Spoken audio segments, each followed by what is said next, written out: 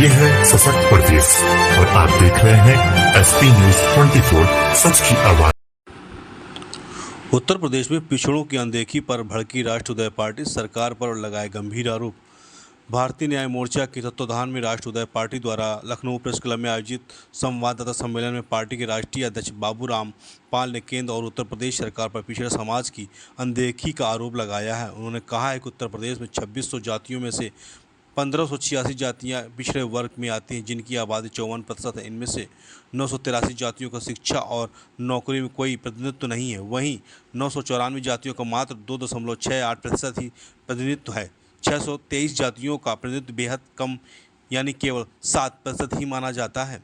बाबूराम पाल ने बताया है कि 27% आरक्षण के बावजूद पिछड़े समाज को उसका पूरा लाभ नहीं मिल पा रहा है और उन्होंने कहा कि मंडल आयोग की रिपोर्ट लागू होने के बाद भी 11% पिछड़ी जातियों को अब तक उनका अधिकार नहीं मिला है।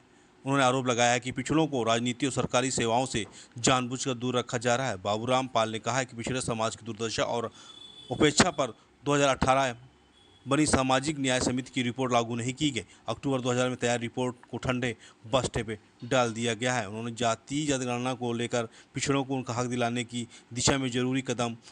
बाबूराम पाल ने यह भी कहा कि आने वाले विधानसभा चुनाव 2027 में पिछड़ों को उनका हक नहीं मिला तो राष्ट्रोदय पार्टी पूरे उत्तर प्रदेश में आंदोलन करेगी। क्या कुछ कहा है राष्ट्रीय अध्यक्ष बाबूराम पाल ने, देखते हैं लखनऊ से ब्यूरो रिपोर्ट। और उत्तर प्रदेश में 8 साल से अति पिछड़े अत्यंत पिछड़े समाज को गुमराह करके रखी हुई है। ये भारतीय जनता पार्टी की सरकार विजन 2047 का सपना देश की जनता को दिखा रही है और इसमें अति पिछड़े समाज को गुमराह कर रखी है कि ओबीसी समाज का सारा हिस्सा, जब भारतीय जनता पार्टी विपक्ष में थी तो कहती थी कि यादव समाज के लोग खा गए। तो अति पिछड़ा समाज को हक अधिकार भागीदारी देने के लिए केंद्र में जस्टिस जी रोहिणी आयोग का गठन केंद्र सरकार ने किया और 31 जुलाई 2023 को ही जस्टिस जी रोहिणी आयोग का रिपोर्ट आ गया, जिसमें कि लगभग 2600 जातियां केंद्र में ओबीसी के लिस्ट में हैं।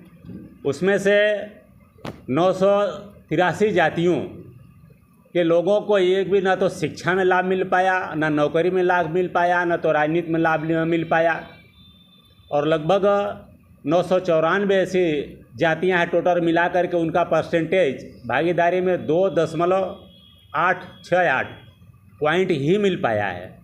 बाकी का लगभग 623 जाति के लोग ही ओबीसी का जो भी हक अधिकार है वह ले पाए हैं।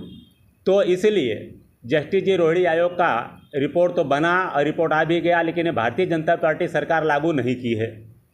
और उत्तर प्रदेश में राघवेंद्र सिंह जी, रिटायर्ड जज राघवेंद्र सिंह जी के जो है नेतृत्व में मार्च 2018 में ही सामाजिक न्याय समिति का गठन भारतीय जनता पार्टी यानी योगी आदित्यनाथ जी ने किया और अक्टूबर 2018 में ही सामाजिक न्याय समिति का रिपोर्ट आ गया और आज 2025 चल रहा है और न तो उत्तर प्रदेश सरकार ने सामाजिक न्याय समिति की रिपोर्ट लागू की, ना तो केंद्र सरकार ने जस्टिस जी रोहिणी आयोग की रिपोर्ट लागू की।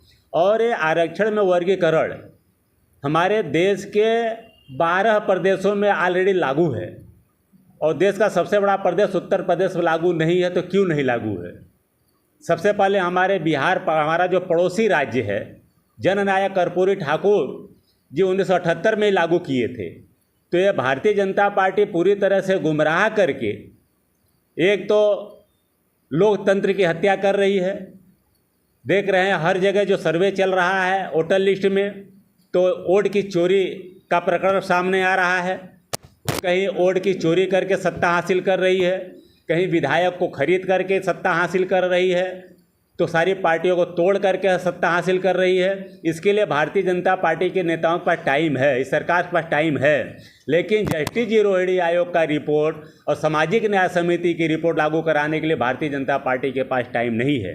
ये कौन सा विजन 1947 दिखाना चाहते हैं? क्या इनका विजन यही है कि 1947 तक गडेरिया का बेटा भेड़ चराएगा, यादव का बेटा भैंस चराएगा, नाई का बेटा दाढ़ी बनाएगा, कुर्मी मौर्य का बेटा खेती करेगा? क्या यही विजन है इनका? तो अगर इसको स्पष्ट करें।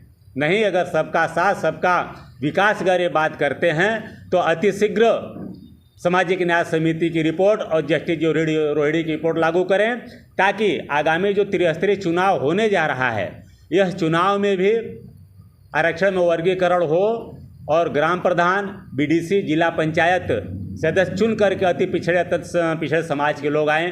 एक हमारी मांग है। दूसरी मांग ये है कि ब्लॉक प्रमुख और जिला पंचायत अध्यक्ष का भी चुनाव यह जनता के द्वारा से होना चाहिए, क्योंकि इसमें समाज सेवा करने की भावना रखने वाले लोग चुन के आए। नहीं तो ब्लॉक प्रमुख और चेयरमैन का जो जिला पंचायत अध्यक्ष का पद केवल बाहुबलियों तक सीमित हो जाता है। इस मांगों को लेकर के आज हमारा यह कॉन्फ्रेंस है और इसमें हमारा भागीदारी न्याय मोर्चा में भारतीय मानव समाज पार्टी के राष्ट्रीय अध्यक्ष भाई केवट रामधनी बिंद जी शामिल हैं। वीर फूलन देवी जन संगठन के अध्यक्ष भाई रमेश निषाद जी शामिल हैं। और आज और 2 दल अमावे हिंद पार्टी के राष्ट्रीय अध्यक्ष भाई एडवोकेट राव नदीम जी शामिल हो रहे हैं। और मजदूर किसान यूनियन पार्टी के राष्ट्रीय अध्यक्ष सुक्रम पाल कश्यप जी शामिल हो रहे हैं। हम भागीदारी न्याय मोर्चा का विस्तार पूरे प्रदेश में करेंगे। इसी तरह से और आगामी विधानसभा चुनाव भी भागीदारी न्याय मोर्चा अपने दमखम के साथ लड़ेगी। सर, मांगे पूरी नहीं होती तो क्या कुछ करेंगे? आंदोलन को और गति देंगे कि हम जनता के बीच में जाएंगे, जनता की अदालत में जाएंगे और जनता से अपनी फरियाद करेंगे। और नहीं भी सरकार सुनती हो तो जल्द ही हम ऐसा डेट तय करके आगामी संभवतः नवंबर महीने में विधानसभा का घेराव करके हम सरकार से अपनी मांग को मांग करेंगे।